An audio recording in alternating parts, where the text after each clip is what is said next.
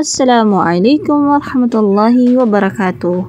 So for today's video ay samahan niyo ako magluto ng authentic ginataang isda, tausug version. Ito yung ginataan na pati ang pangalan mo ay makakalimutan mo. Huy! Katulad ng paglimot niya. Ito yung sarap na hahanap-hanapin mo at hindi ka magsisi. So samahan niyo ako sa mga gustong matutong magluto ng ginataang isda. Arat na! Tapusin ang buong video. Huwag po sanang kalimutang mag-like, share, at follow sa ating pages. Ang ginataang isda authentic tausug version ay pinakasekreto ng Mama Bell. For today's video ay tuturuan ko kayo kung ano nga ba ang mga ingredients. Una ang luya, sili, sibuyas, turmeric, at garlic. At huwag nating kalimutan ang, syempre, ang asin. Ang asin ang magpapalinamnam sa ating ginataan. Una, syempre, kailangan nating bumili ng isda. Sa pagpili natin ng isda, kailangan ay bago pa ito. Mas mainam na ang ating nabiling isda ay puti pa ang mata. Sabi nga nila, ang isda daw kapag puti ang mata ay fresh pa. Katulad mo fresh. Huy, sana all! Guys, maaari nyo bang i-comment sa ating comment section kung sino yung nakakaalam kung ano bang klaseng isda ito? Sabi ko sa mama ko kutambak, pero ewan ko kung tama ba. Para sa inyo guys, paki-comment po sa baba para malaman natin at ito ang tama nating mabili. Tandaan po natin na kailangan po nating hugasan muna ang ating mga isda bago natin ito lutuin upang mas lalong malinis syempre. Then isa pa sa mga sikreto na kung saan ay mas lalong magpapasarap ay ang tanglad. Ang tanglad ay merong benepisyo sa ating katawan na kung saan ay nakakatulong ito sa ating kalusugan. Tandaan po natin na kailangan nating budburan ng asin ng ating isda upang maalis nito ang langsa, yung amoy niya, yung baho. Tandaan po natin na pagkatapos nating lagyan ng asin ay kailangan na po natin itong hugasan. Kagaya po nito, ang linis-linis na fresh. Promises. Tips lang guys, sino yung naalala sa isda na ito? Huy! And pagkatapos guys ay kailangan nating i-prepare na ang mga idudurog natin. Unahin po natin ang asin. Bakit nga ba asin? Hindi ko rin alam, mag-research din kayo. Second, kailangan nating ilagay yung turmeric para hindi magpisik-pisik. Ganyan. Kailangan durugin po natin talaga. Katulad ng pagdurog niya ng puso mong nasawi. Huy, joke lang. Then pagkatapos nito ay ilagay na natin ang sili para mas lalong magbigay ng nilamnam at magbigay ng lanab. Ano bang lanab nito? Magbigay ng apoy. Mas masarap kapag may sili. Promises. Then, kailangan, sa sili naman, ay kailangan natin dikdikin ito ng dikdikin. Katulad mo, kahit ano pang dikdik, hindi pa rin nagsasawang magmahal. Sana all nagmamahal kahit nasasaktan na. Huy! Tandaan po natin na kailangan po natin talagang ipino ang ating mga dinurog na mga ingredients para mas lalong lumasa. Promises! Hay nako, sana all. Durugin po lamang natin ng durugin kagaya ng pagdurog niya sa'yo.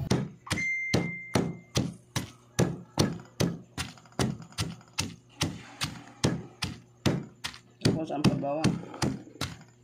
Bawang.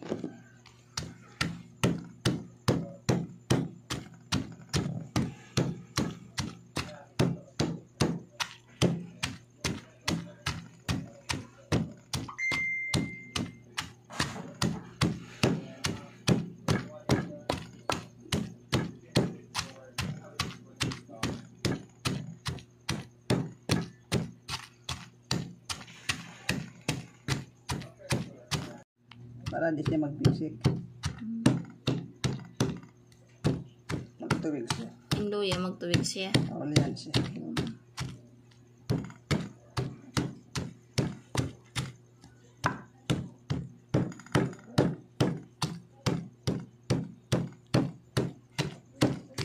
O si kari man na lang yung mais ha. Sila mo kayo marin mais.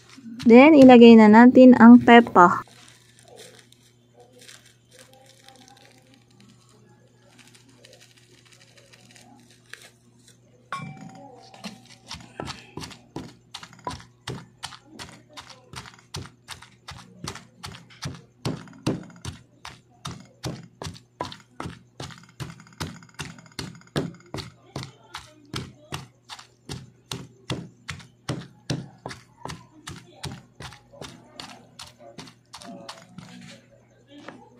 Pagkatapos naman ay ilagay natin na ang mga isda sa isang maliit na bowl.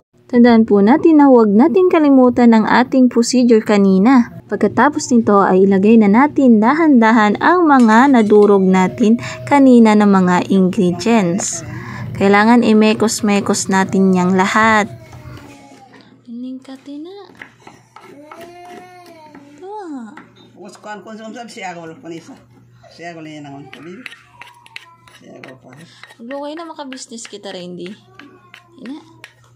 Okay na kayo malaman si Tony ingredients. Yung makatawang ko, ina mo na lang atin tali yun mo.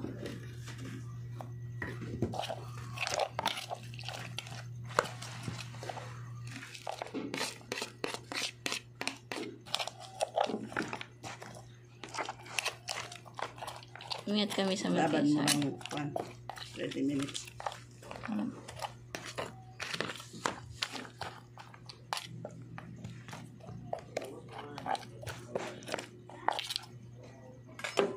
Lagay ng turmeric. Ay, pa.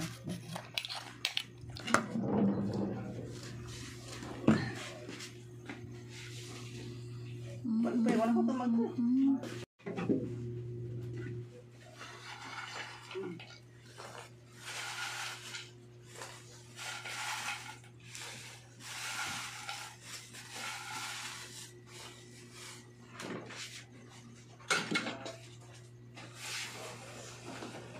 Pagkatapos ito ay ilagay naman natin ang gata. Kailangan ang gata ay ibuhos natin sa ating maliit na kaldero. Kailangan nating pigain itong mabuti upang makuha natin ang katas. Mas lalong maraming gata, mas lalong masarap. Katulad mo masarap.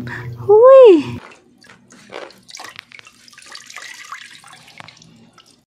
Dan huwag natin kalimutan ang sekreto ng bayan, budlagyan natin ng namnam. Yun lamang po sa araw na ito, huwag kalimutang mag-like, share, at subscribe. Bye!